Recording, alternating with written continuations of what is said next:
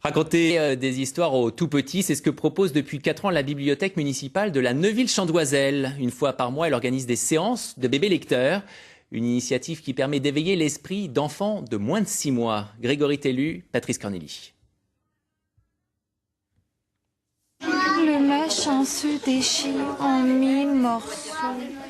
À ce moment-là, un petit bonhomme tout nu sort du lac et s'écrie « Où est ma culotte? Oh, ma culotte !» Ils ont entre 3 mois et 3 ans, et pour eux, le livre est une boîte à trésors. De cette histoire de loup s'échappent des sonorités, des intonations et des mots nouveaux. Le langage écrit prend là le relais du langage quotidien, dans une autre forme de communication entre l'adulte et son enfant. C'est un moment de nous de convivialité, de partage. Je pense qu'elle est réceptive aux images et oui, et à la façon, toutes les intonations qu'on peut mettre aussi. C'est l'enfant, c'est l'art. Une fois par mois, ces bébés avancent à petits pas sur le chemin de la littérature.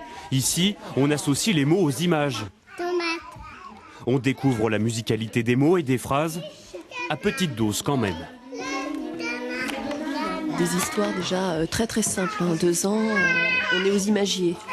Donc on y va doucement, 5-10 minutes, pas plus. Mais après, ils font autre chose. En général, au bébé lecteur, il y a des chants. Voilà, donc ils sont très chansons, animation. Petit lapin plein de poils, petit lapin... Qu'elles soient lues, chuchotées ou encore chantées, les histoires éveillent la curiosité. Il faut dire qu'à cet âge-là, les tout-petits s'imprègnent de tout. Petit lapin plein de poils partout. À 3 mois, on ne comprend pas, au sens littéral, une histoire, mais on s'abreuve de mots, de jolies phrases. Et c'est ça qui participe à l'ouverture du cerveau, en fait. Comme une petite porte qui s'ouvrirait tout doucement. Il paraît même que l'on peut habituer son tout-petit à la prose d'un Voltaire ou d'un Flaubert. Le livre recèle décidément des trésors insoupçonnés.